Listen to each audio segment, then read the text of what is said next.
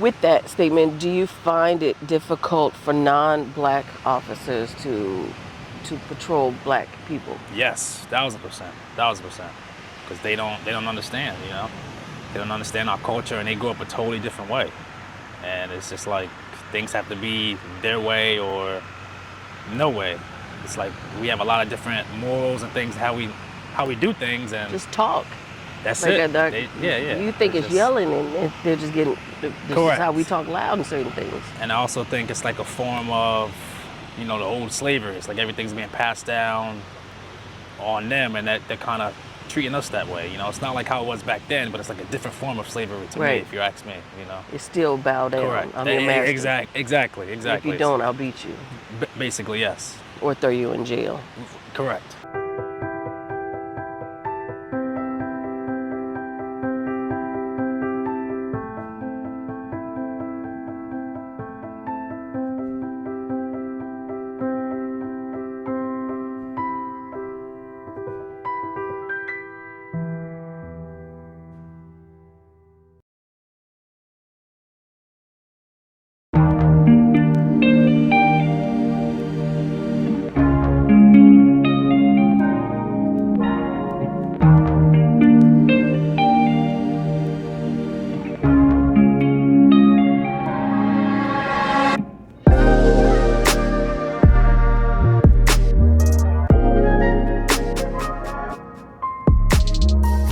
So Russ, Officer Springer, Yes, ma'am. I'm here. you are a black police officer I am. in New Jersey. Correct. How long have you been a police officer? So I've been a police officer for 5 years now. Is that something you've always wanted to do? So no, I was in college. I was struggling for money, and I was working at, I think, BJ's pumping gas. And I'm like, man, I need some money, man. College is going too slow for me. So I'm not making big bucks fast enough. I was always trying to rush, being young, thinking I'm invincible. So I happened to see an ad posted in the college hallway. And it was like, oh, paying police officers $32 an hour. And I was only making, what, probably 13 at the time. So that's Oh. like, dollar signs to me. I'm like, okay, that's something to forget. I can do that. So I didn't think nothing of it. I just applied. I told my homeboy about it, and he happened to apply as well. Told another one of my friends, they applied. And slowly we started going through the process. And of course, along the way, we getting nervous, we sweating, because it's like, man, we never really thought about being an officer before. Like you're in and training now. Correct. I'm in training now. It's an extensive process, a lot of interviews, a lot of background checks, knocking on your doors for your neighbors to see how you are. And then we happen to get the start date for the academy. We get all our equipment, and then we go through with the training. So, me as a person in that land, I always think that the training doesn't seem to be enough. You said extensive training. To me, it's like it doesn't seem to be working. What's happening right now? It's not enough training, honestly, as you already know. So what I mean by extensive is that, I was younger, so it was a lot far as like people yelling at you, like Gotcha. just talking to you any kind of way. You had to eat when they told you to eat. You had to do what they told you to do as far as like doing push-ups. You had to write stuff out if you mess up somewhere. And it's like, you really didn't mess up, but it was kind of just the way Militarize you. yeah, just to militarize you and kind of prepare you, I guess, for the street. But I feel as though anyone can do it. I mean, like you said, it needs to be something extensive to where it's like, okay, you know what to do and what not to do. And then when you get on the street, it's like you just forget all of everything that you learned. Do you think that the training should be focused to me on the outside looking in, it looks like the training is more focused on physical versus the mental aspect of it? Because to me, it seems like a lot of situations that go physical could be de-escalated if somebody had like a psychological evaluation and knew how to talk a room down versus Correct, punching, correct. So tackling people. I think it's 50-50 of both. Physical got to be intact, and also your mental, because if your mental is not right, then that's where the physical plays a part, and you do things that you shouldn't do. So yeah, there's a lot of situations that could be handled differently, and it's like we should focus more on how to talk to people and how to empathize. I think that's the biggest thing in my job, is knowing how to empathize. It's like, okay, you may see someone that doesn't fit in your culture or whatever, but you just have to put yourself in their position and try to understand, and that way you will be able to get through the situation much better, you know? With that statement, do you find it difficult for non-black officers to patrol black people? Yes, 1,000%, 1,000%, because they don't understand, you know? They don't understand our culture, and they grew up a totally different way, and it's just like things have to be their way or no way. It's like we have a lot of different morals and things how we do things, and Just talk. that's Like it. Yeah. you think it's just, yelling, and they're just getting. This is how we Correct. talk loud in certain things. And I also think it's like a form of, you know, the old slavery. It's like everything's being passed down on them, and that they're kind of treating us that way. You know, it's not like how it was back then, but it's like a different form of slavery to me, Right. if you ask me. You know. It's still bow down. Correct. I'm your master. Exactly. And if you don't, I'll beat you Basically, yes. or throw you in jail. Correct. Do you think that there needs to be like a cultural training, or do you guys have that? So they give us a small portion of that, but it's not enough. It's not So we enough. definitely need a lot more of that. Definitely a lot more of that. And it needs to be basically a lot more of the black culture, you know? Because most of the incidents that we see that's televised, it's coming from, you know, the African American culture. And it doesn't look good at all. So we definitely need that. So a lot of people like to say that those situations are rare. They're not. Those moments are justified, and that's just police officers do. Do you think these moments that often are denied, there is a racial aspect of it? Majority of them, yes, absolutely. Absolutely. What do you see like in the do you see the training mistakes? I do. I do. And a lot of things that happen that's not in New Jersey, I'm like, okay, well, we don't do things that way. Why are they doing things that way? It seems like they're so far behind from what I was taught. And I believe that I was taught, the proper way. And maybe it could be because I'm a black man, I don't know. But I did think I did get the proper training on how to handle certain situations. Because like some of the stuff I'm looking at, I'm like, wow, that's totally left. Like, how could you even think to do a situation that way? Or like, where's your training at? Like, Can that's you give the me an horrible training. example? How you see it being done versus how you were trained to handle it. So just far as situations where someone doesn't have a weapon and I'm drawing my gun out on you, there's no threat there. You don't have a weapon. Why am I putting my gun out on you? You know. So that alone That is should only be no. for yes, exactly, and that's the biggest problem I have. That should be like the end of all. Like I mean, like if you have a weapon and okay, now I can draw my weapon out. But if you strictly have no weapon, there's no point of me using my weapon. You know, it's an unfair advantage, especially when I don't need it. I don't need it. If it's one person, I have backup. I have a radio. I can call for 3, 4 other guys. There's no need to get our guns involved if we Right. don't have to.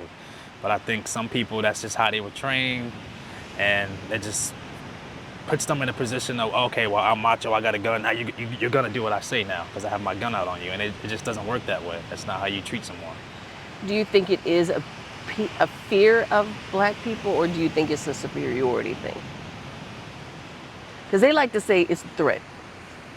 And oftentimes people just walk into a room, it's a threat. Correct. I mean, anything can be a threat, you know? It's like a blanket term to use to get away with. Exactly. Basically, yes. Yeah. You being a black police officer, how are you treated? And the reason why I asked that, I met this guy years ago who was a black police officer, and he said racist people and poor black people treat him the same way. Like he's irrelevant. I can understand that. So, most of my career I've worked in black communities, so I don't really get bothered too much because I'm a black officer. But then some of the areas that I was working in was very very poor. They were in poverty, and they're looking at me like I'm Uncle Tom, I'm cool, I'm this, I'm that. Yes, that's what he said. Right, and yeah, I can understand it. They think I'm a sellout. And it's like, if we don't get more of us in low-tier positions of power, how can we ever try to change anything? Correct. You know? It's like, okay, you don't want to see any black people here, but then yet all you're going to do is keep complaining that there's not enough black people or we're not getting treated fairly. So in order to break that chain, we have to get more of us in these positions that the other side takes, you know? What is your biggest fear doing the job? I guess my biggest fear is not coming back home in one piece how I left. Just Is like that something that has hit you every time you step out there? it does. It's like every time I leave in the morning, I'm always, just throwing scenarios around in my head, just thinking about, man, today could potentially be my last day. No matter how safe and calm the town I work in is, it just can be that one moment where someone wants to spaz out and, something happens. And then now with this new department, it's not as big as my previous department, so the manpower is like, oof, it's not even a quarter of what I was used to. So you can't even call backup if something happens. No, it's like two of us on there. So it would be two of us. I mean, we do get help from the other towns, but we're talking like 3, 4, 5 minutes, which is crucial. And then another thing I fear is like school shootings, because we're not equipped to go head to head with the gun power that these school shooters have. I mean, slowly now we have guys that can train with the rifle and carry the rifle just in case something like that happens. Now we can kind of even out the manpower. As far as, Oh wow, never thought about that. yeah, because I mean, I was working in a city, a big city where it was a lot of schools, but we had a lot of backup, so I wasn't really focused on that. I'm not thinking, oh, it's just gonna be me arriving here first, and how am I gonna handle the scene by myself? Now we're talking hundreds of people here. Oh, I feel as though I'm more comfortable. I'm good. So with that being said, do you think that officers should go through rifle training to combat that? Absolutely, every officer, and not every officer goes through with it.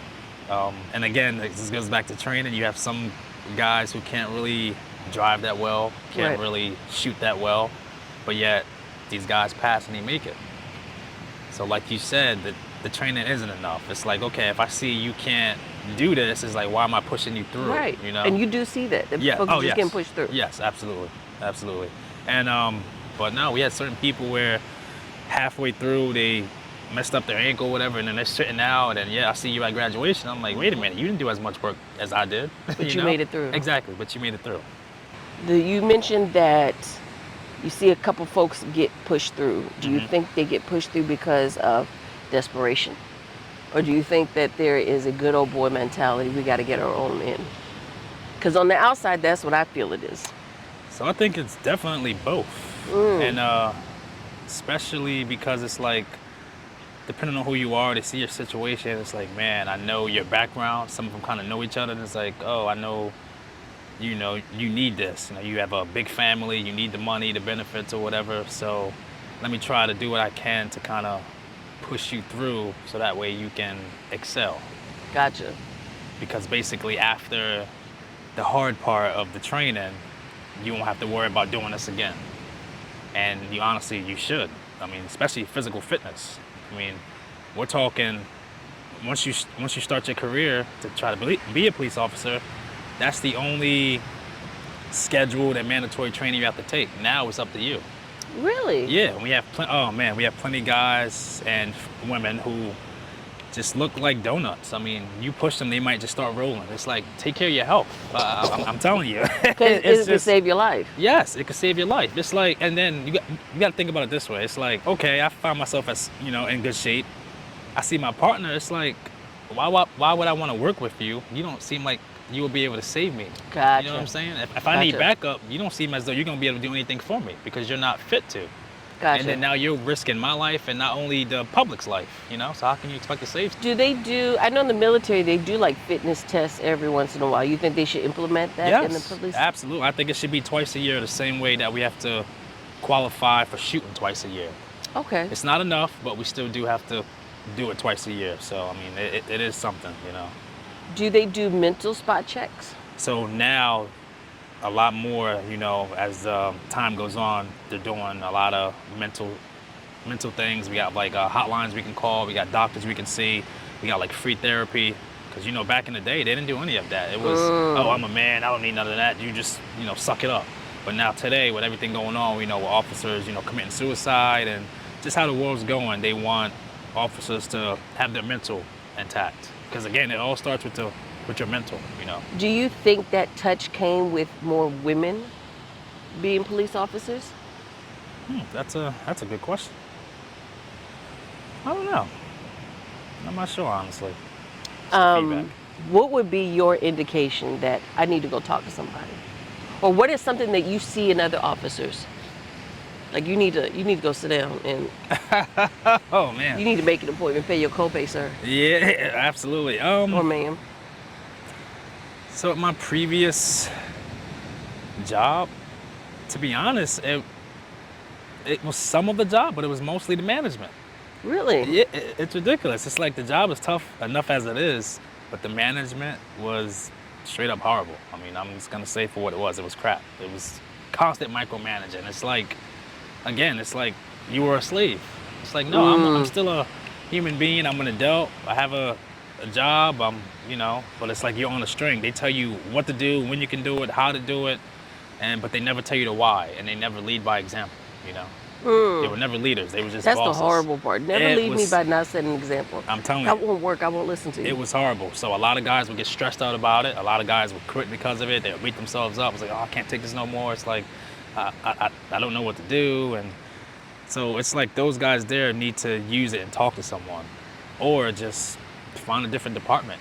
I mean, now I'm very thankful and I'm blessed enough to where I don't really have to even think about utilizing those services, because I don't go through with much as far as like dealing with the public and the management. It's Right. so relaxed there. I can actually be me, do my job, and go on about my day, you know? So I love it, man. I love it. Do you ever think you'll go into management? In my current department, yes. Yes? I feel You as though I just have smiled to. so. Yeah. I feel as though I have to. And I feel as though they're prepping us now to be managers. I can see you So, doing that. yeah. You have a Oh, very me too, yeah. you have a very leadership personality Yeah. without being overbearing. I try to. Because again, I just try to have empathy everywhere I go. I mean, that's just the biggest thing I think that everybody should have is empathy. It's hard. And I work in the dental field, and sometimes when someone comes in with their tooth hurt, like you don't get to yell at me because your tooth cracked. Exactly. You don't get to yell at me because your insurance is bad. And after a while, it's even hard on me to have that level of, this is my job to take this in.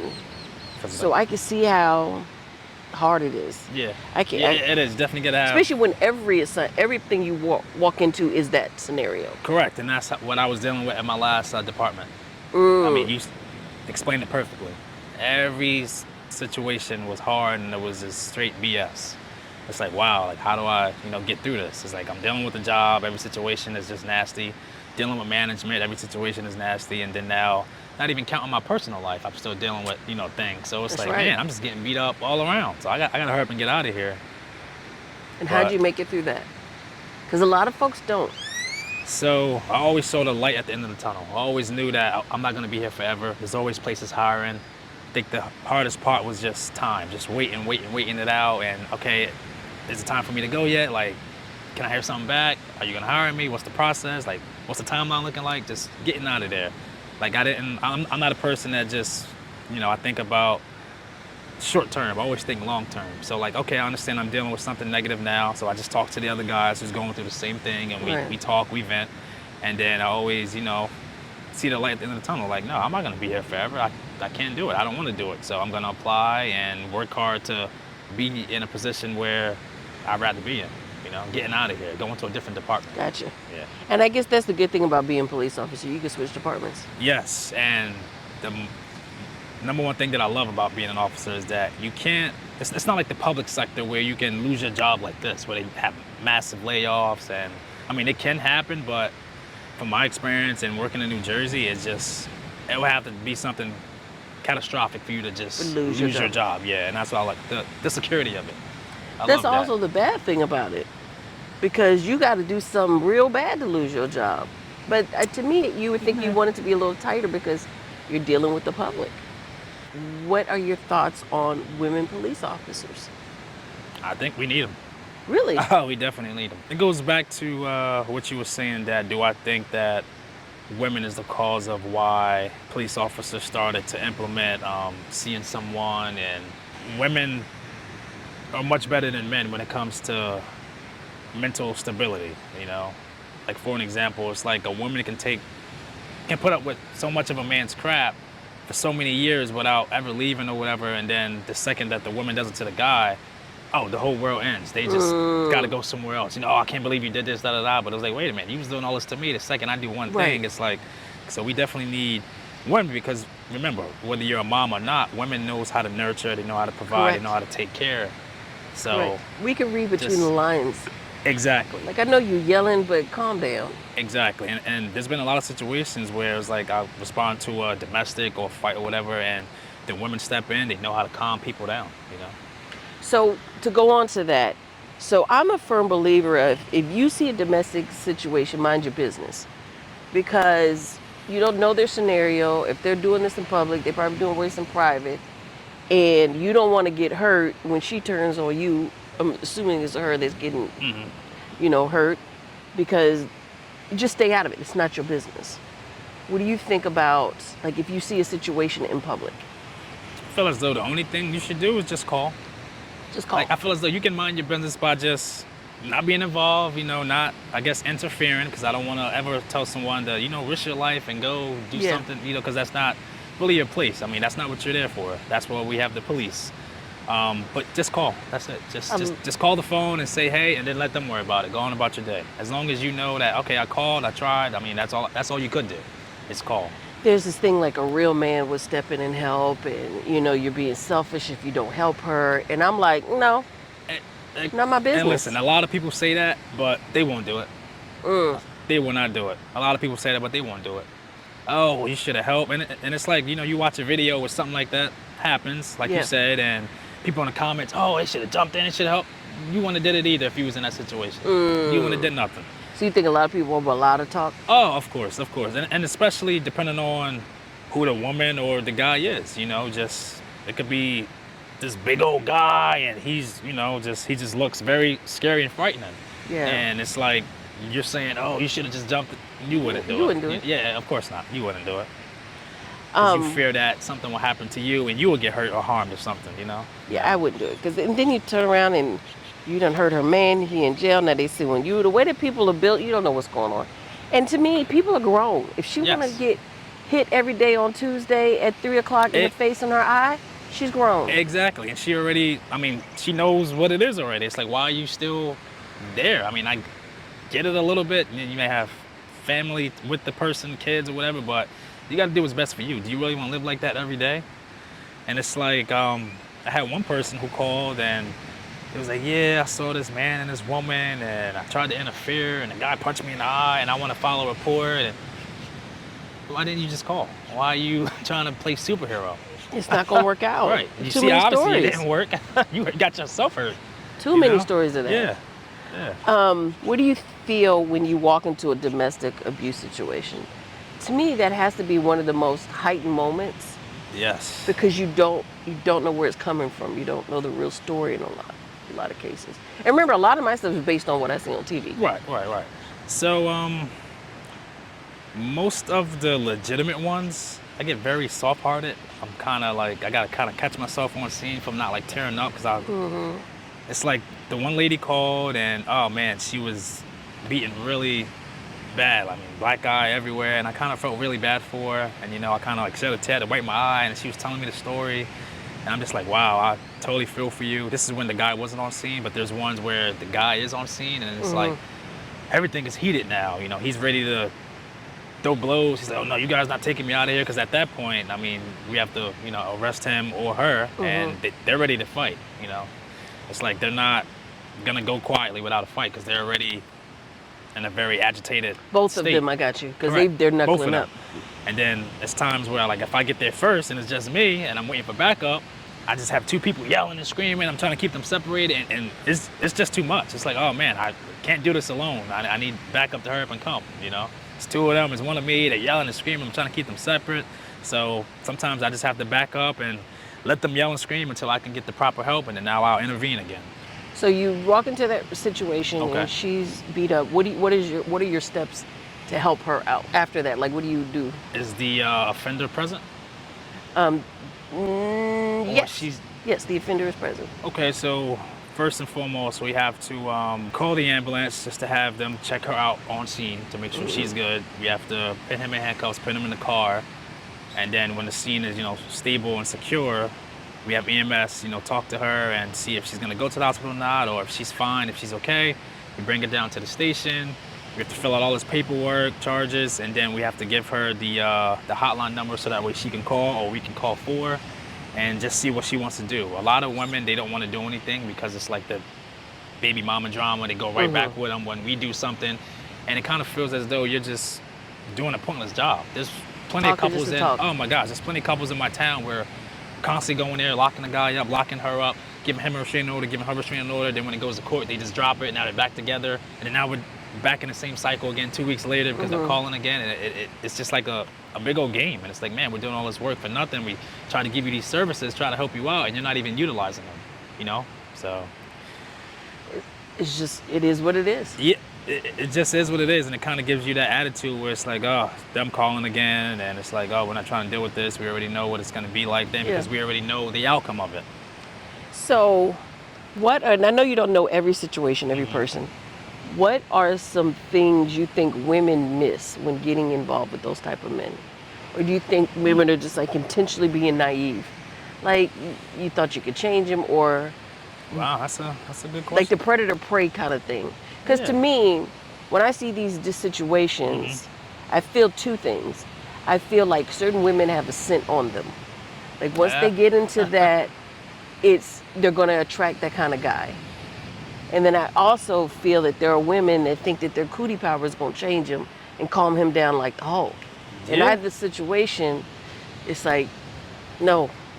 I agree with that. I have no rebuttal. I see it the exact same way, and that's kind of like the same situation that I just spoke about with the couple that's in my town. It's like she has a certain history to her. He's not the first one that's been going through with that type of situation with her, and just looking at her history, I'm like, oh, it's the same exact thing over and over. I mean, I don't know what attracted him to her or the other guys to her, but it definitely is a pattern.